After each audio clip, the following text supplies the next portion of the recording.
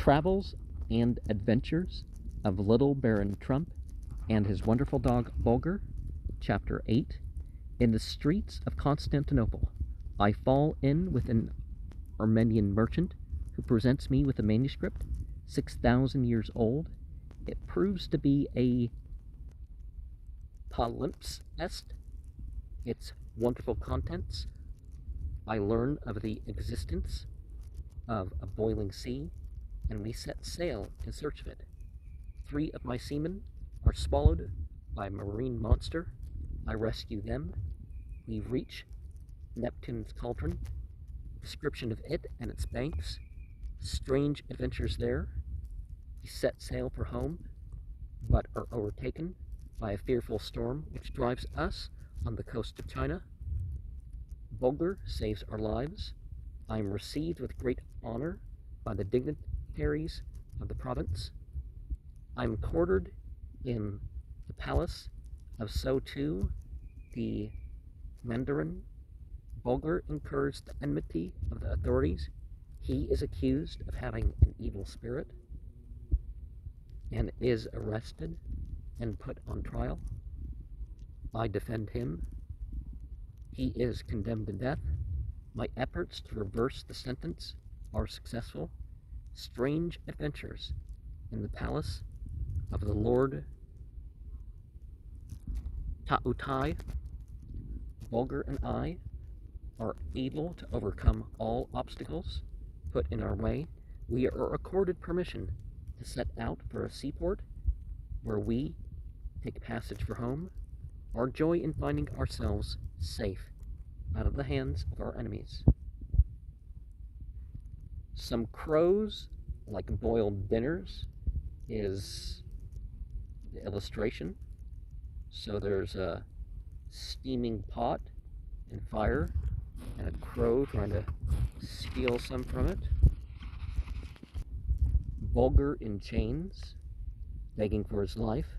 One of the little baron's dreadful dreams. And so there's a ball and a chain, and the dog's standing kind of like a human, one of its ears pointing up, and its hands are somewhat bound together, while its front paws. And there's a Chinese person with a, I don't know, it's kind of like if you put a 6 in a triangle, sort of whirl within within a circle pendant hanging from this Chinese person. I think there's a dragon on his cap, long flowing gowns, raising a finger, and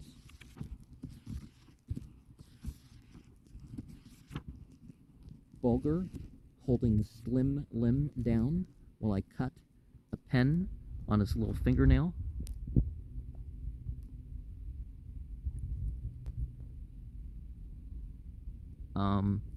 Well, the dog's paw is being held forward, and there's a little something with a point to it. So I guess there's. Oh, he's using the pen to take care of the nail of the cat, I guess. There's a couple people watching. A scroll unfolded, or is that some sort of, no, it's a sachet, or maybe it is a scroll with a wrap to it, but it's over the arm of a nearby person. There's a twist of something, maybe it's curtains, so maybe these, no, I think they're guys.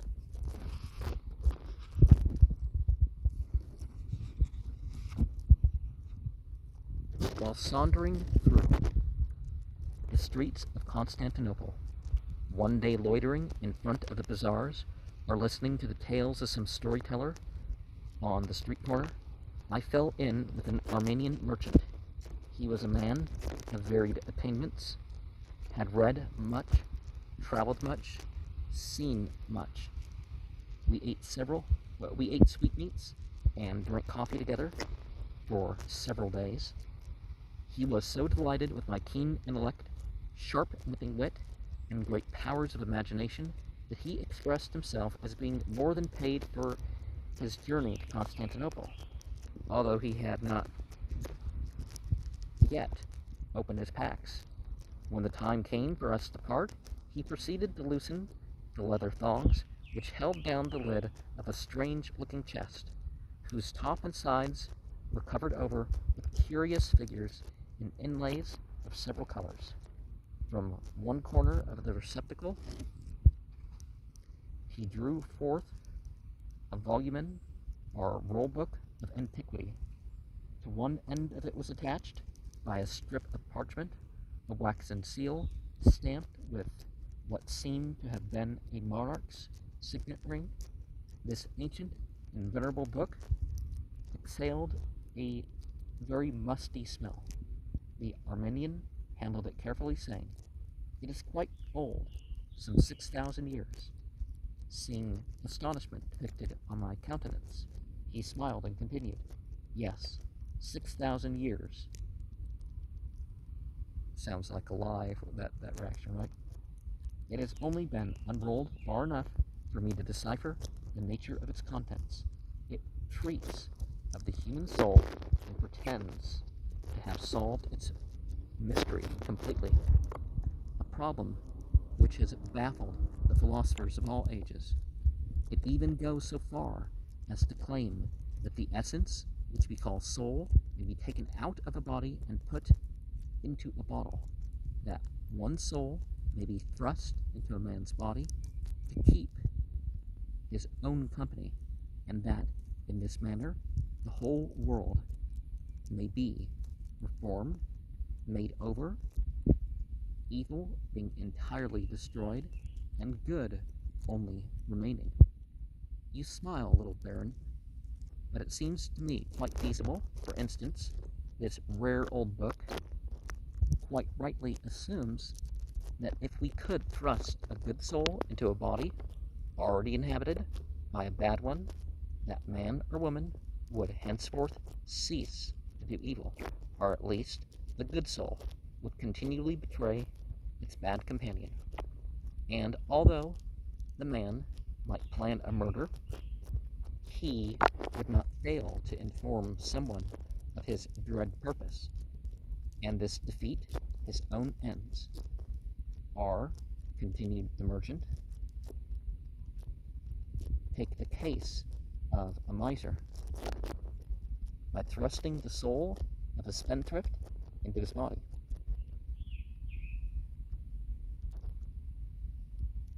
his inclination to hoard money and starve his family would be forever and always opposed by an ardent desire to waste his earnings, and the result would be that these two vices would neutralize each other. And so with the drunkard or a thief, by placing the soul of a water drinker in the one end and of a moral man in the other. So water drinker is a phrase for alcoholic, right? A perfect reformation could be brought about.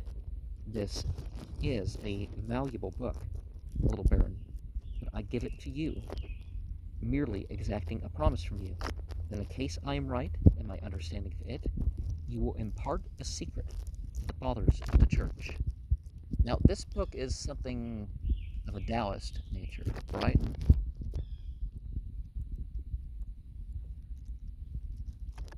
I gave the merchant my promise, and not wishing to accept so valuable a present without making some return therefor, I drew from my finger a ring containing the petrified eye of a basilisk, which, in the dark, emitted light enough to read the hour on a watch dial.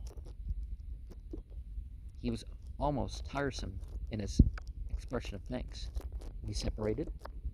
I laid the ancient volume away in my chest, and gave no thought to it until some time after my return home, when one fine day, Bulgar,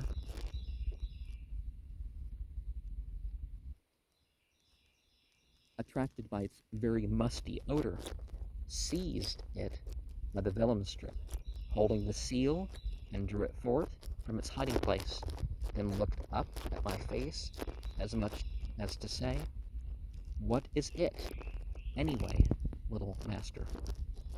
I determined to unroll the book at once.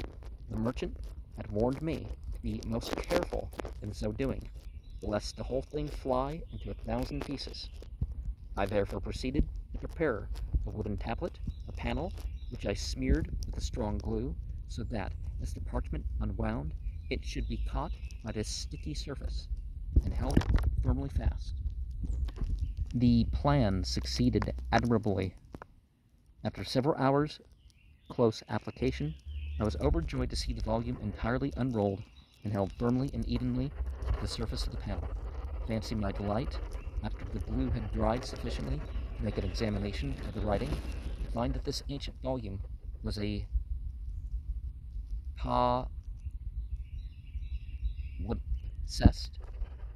I felt instinctively that this dissertation upon the this dissertation upon the nature of the soul was a sick man's dream of some poor dweller in the double darkness of ignorance and superstition.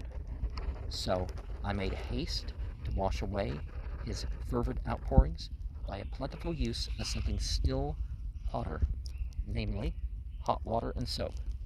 For my studies had told me that the ink used by the people of his time and generation contained no mordant, and was, in fact, only lamp-black in grease. I now got at the real contents of this venerable book. The writing was dim and shadowy. I did not let that trouble me, for skilled as I am in the chemist's art, I lost no time in applying an acid which restored the writing to its old-time blackness. I had some difficulty in deciphering the language in which it was written, the ancient Phoenician, well, it was technically called Aramaic, but with the aid of several scores of dictionaries, I finally rendered it into a modern tongue, passing it through the Aramaic, thence into the Greek, and then finally into my own tongue, which is what Bible translators do. But after that one translation from the translation Quran, that was not considered acceptable in that field. When at last I had gotten over all difficulties and could read the descriptions with that ease necessary to bring out their full sense, I was nearly beside myself with joy. It was the story of a voyage made by a venturesome navigator 6,000 years ago, when the earth was still in its infancy, still hot in some places, in fact. Only the highest mountains and tablelands had cooled off enough to be habitable. Pushing off from the shores of Arabia, this bold captain had pointed his ship towards the rising sun, and wonder of wonders, after many awful perils and terrible privations, he had entered waters which, to his almost unutterable amazement, grew warmer and warmer as he sailed over them.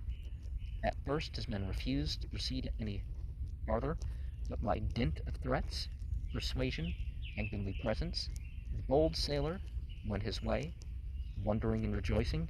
After many days he entered a body of water, which from his descriptions I at once recognized as the China Sea, but now all further advance was impossible. In vain his oarsmen lent their aid to travel the little vessel forward. Huge waves of heated water, always from the same direction, drove his craft backward. At last the truth of the matter dawned upon him. He was on the outer edge of some vast boiling sea, which, rolling its hot waves ever outward, drove back his cockle shell of a bark. Making for a lofty promontory, he clambered to its highest point, wearing thick felt shoes and gloves to protect his feet and hands from the heated rocks. A fearful and yet sublimely beautiful sight met his gaze. For hundreds of miles the waters were in a state of most violent boiling, springing and leaping into the air as if a legion of giant demons were beneath forcing their hot breath upward from vast, cavernous, lurking places. Now, of course, in real life, we know that as much as psychosomatic harm does happen and sympathetic correspondences may occur, that type of demon is metaphysical, so, Upon reading of this boiling sea, I was seized with an uncontrollable desire to go in search of it. True, the waters might have cooled down in all these centuries, and yet I was confident I should find some trace of this once terrible cauldron of seething waters. The China Sea was only slightly known to navigators of my day and generation. It had often been darkly hinted at that this vast body of water was studded with wonderful isles and filled with rare monsters. I had no time to lose. Hastily penning a letter of adieu to my father and mother, I joined my ship, accompanied by my ever-faithful Bulgar, and turned her prow towards the rising sun.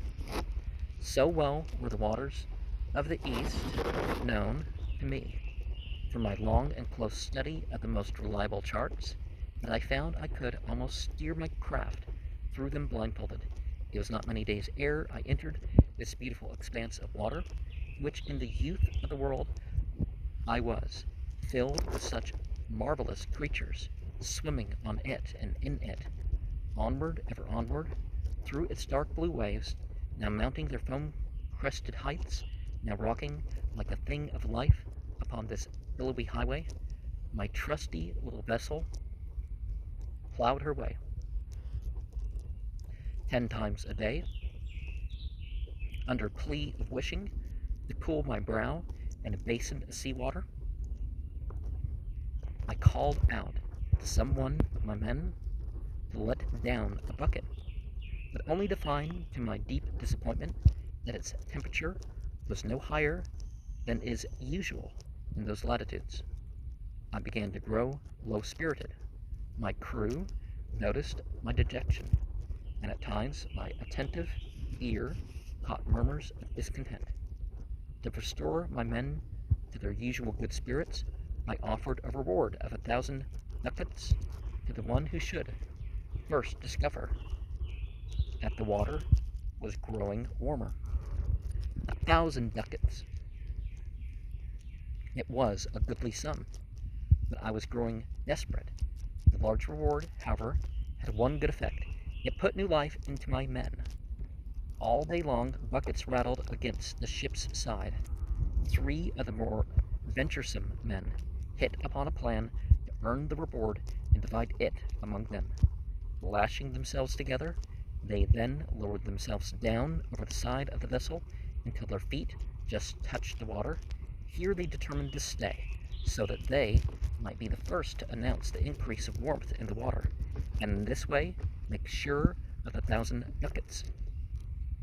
Suddenly a fearful outcry, accompanied by the most piteous whining on the part of Bulgar, caused me to rush up on deck.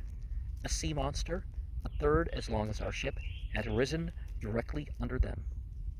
Motionless with fright, they fell an easy prey to this terrible foe. Opening his vast, cavernous jaws, he swallowed the whole 3 at a single gulp. My men were wild with grief. They heaped mad words of reproach upon me. I had great difficulty in restoring anything like order or discipline.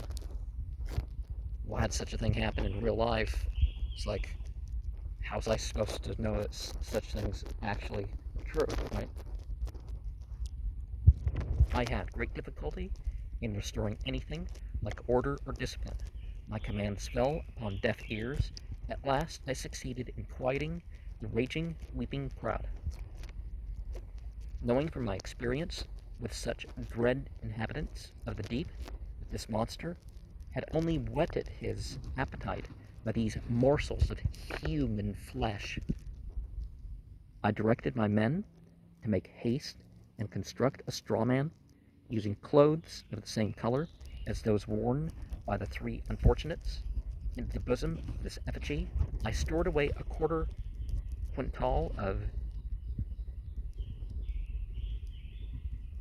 Ipeca Cuanha of prime quality, Ipecacuanha, which, by good luck, I found in my stock of medicines. The dummy was now lowered to the water's edge, at exactly the same spot where the monster had made his luncheon on my 3 excellent seamen. We had not long to wait. He rose to the bait in a few moments and opened his huge jaws, thrust out a tongue as large as a red and roasted ox, and gulped down the savory morsel.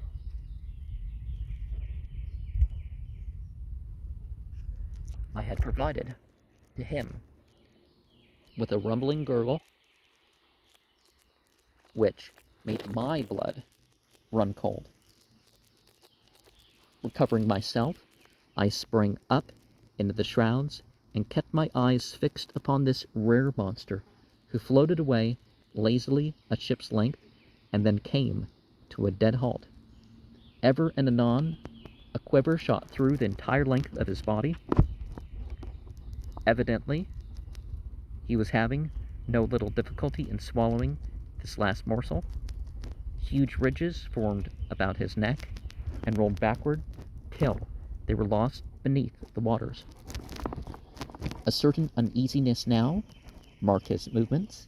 He rolled from side to side, opening and shutting his jaws with a snap that sounded like the bang of 2 great oaken doors. The dainty quarter quintal of Ipeca Cuanha was manifestly beginning to distress him. His rocking and rolling motion increased in violence. At one moment, his huge body turned upon its side, bent itself until head and tail met. At another, it arched itself in the air until its black back spanned the waters like a bow. I now felt it was time to act. Standing by the starboard launch, I called out to my men, "Avast that blubbering!" Already, A.A. came back from the gang. "Lower away, then." I was not a whit too quick with my orders. The launch had no sooner struck the water than the sea monster, after a series of terrible contortions, during which it almost seemed as if his huge body would be snapped in twain, began to disgorge the varied contents of his stomach. First, shower after shower of many colored fishes of all sizes, from a hand's length to 3 cubits, filled the air.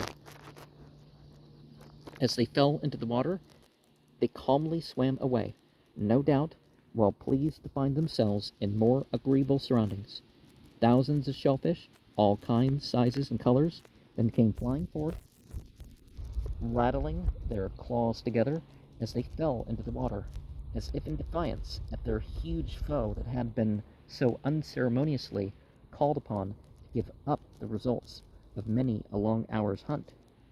The living was followed by the dead, for now came forth several wooden buckets, 3 old blankets, numerous bits of plank, rope ends, shreds of sail, paint pots, bundles of oakum, and wads of cotton, all of which he had picked up while following in the wake of our vessel.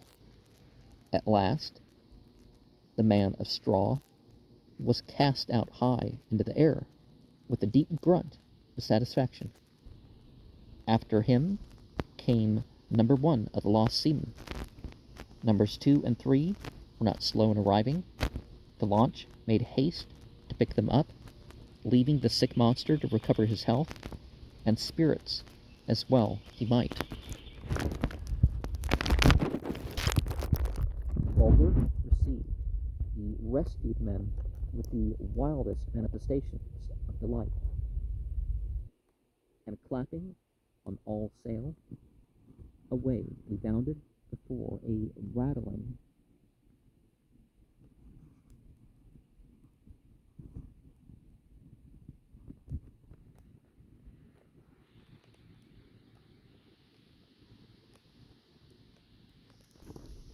breeze. To my infinite joy, the water now began to increase in warmth. Hour by hour, the rise in temperature, although slow, was steady. At length, my men, cried I to my crew, we were on the right track. Be patient, I promise you, that before the sun has quenched his fire in the western seas, we shall cast anchor in Neptune's cauldron. Now, of course, the sun doesn't physically set on Earth, it's just a perception. My predictions came true to the very letter. Just as the last rays of sunlight were gilding the foam-crested waves of this mysterious sea, a long, low line of shore was sighted dead ahead, ending in a precipitous headland.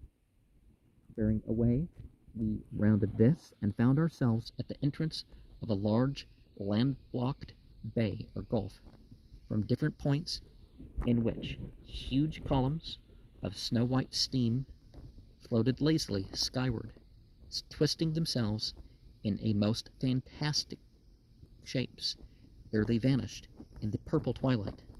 My men sent up a loud, long, lusty cheer as we sailed into Neptune's cauldron.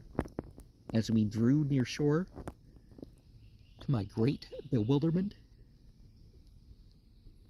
for I had not dared to think that living creatures could exist in these heated waters, I caught sight of moving things in the cauldron.